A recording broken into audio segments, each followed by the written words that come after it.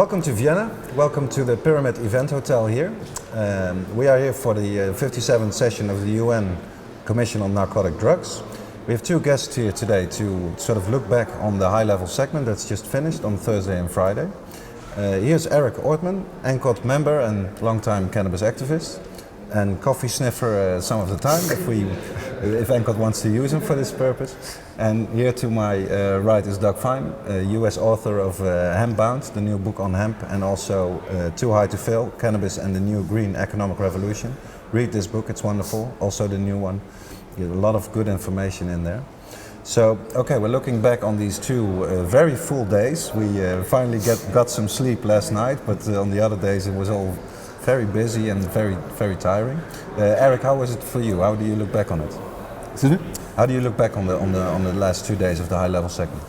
Well, I liked it very much. Mm-hmm. Yeah, especially the demonstration part was quite interesting. Mm-hmm. Because, like in the beginning, there was some issues with the security of the UN, and of course we all know that Joop Omen was finally banned because of this. Did you think there was like aggression, or how do you look back on this squirrel? Yeah, it was aggression by this security guy right from the start. We started building up our stuff, and then he, right in the beginning, he came down the stairs and told us to go away, that we shouldn't be there at all. Mm-hmm. And so it went on, and that was the beginning of Joop's troubles. Then it started right there. Yeah, this was right from the beginning. Eh? Yeah. And I was there also witnessing what happened, and I think at one moment this because it was only two security guys was my impression. That the rest were pretty much all good with us, but one of them actually got very close to you, not being on the UN territory, but really being on Austrian soil. And how did this happen? It started with him defending the stairs to the building. Yeah, he claimed they were his stairs. And then he tried to push us even further away from the stairs, and then he entered Austrian ground, public ground, in front of the subway, the entrance and exit of the subway. And he claimed that this was his ground and it belonged to him, when I explained to him it was public ground of the city of Vienna even, So he was really kind of, I don't know what he was, but he needs psychological treatment maybe. And what was it like to have all these international delegates and be able to sniff them out? Well, that was great fun. It was an interesting change of perspective for me. Like being a cannabis user for almost 30 years now, and I'm more used to being sniffed at by the police, and now I was the police sniffing at other people. Sorry, the delegates. Yeah, that was. I enjoyed this very much. Mm-hmm. Yes. Over to Doug. What was if you look back now on these 2 days, what stood out? From a policy perspective on the inside, and I also wanted to say it was fantastic having the street theater on the outside. To be clear for those who are new to the issue, what Eric and Kid were doing was they were dressed in 18th century garb, is that right? At a time when coffee was banned in Vienna for various political reasons. Obviously it's absurd to ban something like coffee, and you were making the same points about especially cannabis, but the idea of having to be sniffed for what someone chooses as their whatever, social lubricant, spiritual lubricant, or medicine. And so it was hysterical to know this was going on outside, and you were educating delegates with flyers about sniffing them for coffee. That was fantastic.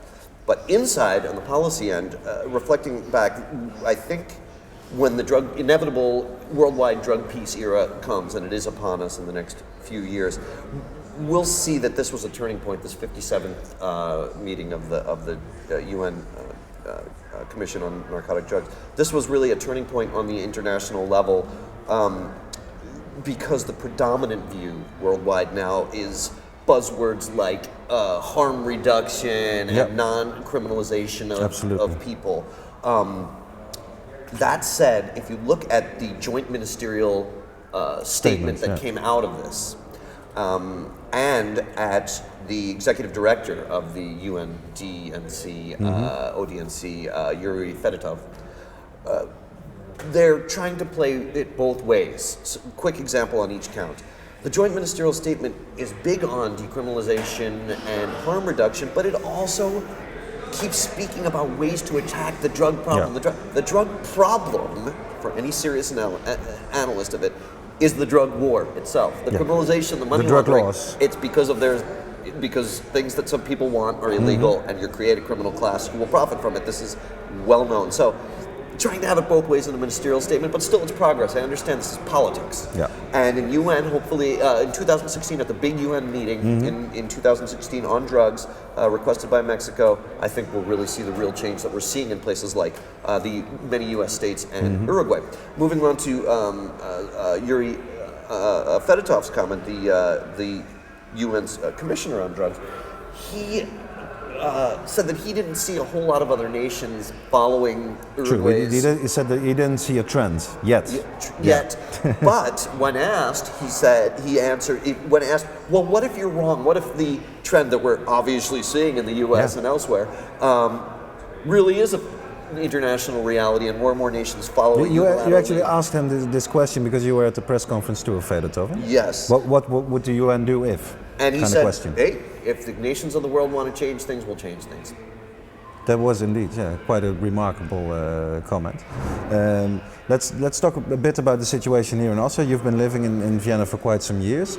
We were all pretty amazed that, for one example, you can go to Grow Shop and buy some clones if you want to, or even to a specialized clone shop. How does this work? What's the law on this? Yeah, the law on this is very interesting because you are allowed to own the plant for gardening purposes, as long as you don't bring it to bloom. So you have to destroy it or dispose of it before it blooms. But they do give you the right, if you like this plant, just to look at it, you can do it fully legal. Yeah, you could do it. Yeah, you could plant it in your garden by law, and so. But yeah, that's no problem. And this is obviously one of the reasons why why Encod could take quite some plants, I must say, outside the UN and show these people. This to me, I thought was very nice because these people are talking about this plant and about banning this plant and fighting this plant, but probably they've never seen one in their life. For the first time, yeah. So now they all had the chance to see this plant. Yeah. Okay, so looking at the future, what do you think that it's important for organizations like Encod to continue being here, having a presence here, doing the media thing like we do it, having the street theater? What are your thoughts on this? Maybe start with Doug and then go to Eric. Clearly, the prevailing opinion everywhere I go on the planet, and speaking about drug policy, is the people are overwhelmingly in support. Humanity is overwhelmingly in support of the drug peace era, of not having laws that keep people from doing what they want. So that's coming already. And so I think now it's really about the English expression crossing the T's and dotting the I's. It's about getting the official laws, because nothing matters until the laws say what we want to say. I feel as though we've got the people.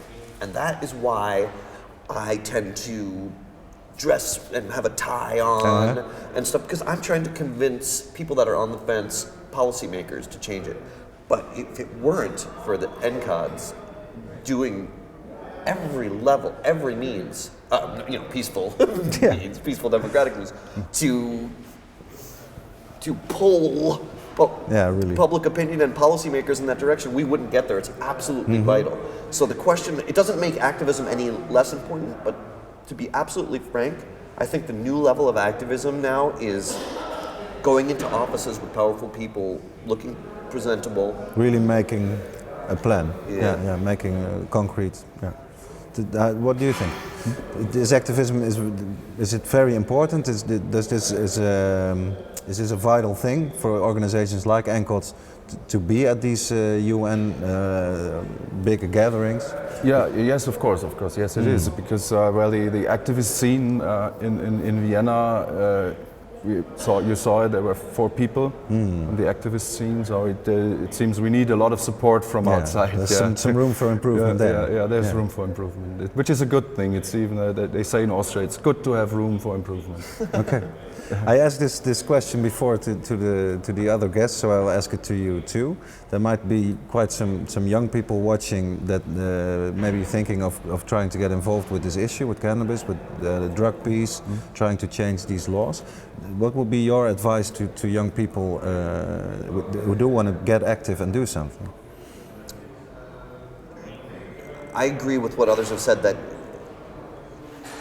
bringing drug policy into the 21st century, namely ending the drug war, is one of the most important single things we can do to help public safety and the well-being of humanity and the planet, and the planet itself, environmentally. Yeah. And so, activists that want to come on board to help with this, if you want to do one issue, because it has to deal with soil health, with hunger, with reducing crowded prisons, everything like that, international cooperation, clean banking, this is a great issue to get involved in, and I would say get involved locally and get involved internationally. If there's not a group at your college or whatever, start one. Yeah. And that said, my own inclination, everybody can go in their own direction, is rather than thinking in terms of, I don't know, tearing down the old guard and the authority, think about it more in terms of making authority more in sync with our own progressive 21st century values. And, you know, I'd say now is the time to be presentable and mature. Yeah. Okay. What about you, Eric? What would be your advice? It's very important for young people to get the information, the true information. The story at my time was we had wrong information, disinformation from our parents, from authorities. And then when I started drinking alcohol when I was 14 years old, and then I discovered cannabis, and then I soon saw the difference. Yeah. And I had all the stories, the wrong stories from authorities and my parents, and so that was the first time when I discovered, well, they are telling me bullshit. Yeah. Yeah. I cannot believe them. So there's a problem when young people discover this. Yeah. Great and point. so they don't believe in authority anymore. So the authorities Absolutely. have to think about it, what they are doing, and telling young people. And yeah, there are many groups in Austria as well where young people can join and get the information they need. The cannabis as medicine, Austria, for example, has very good information, and they're taking the matter very seriously. So the information is out there.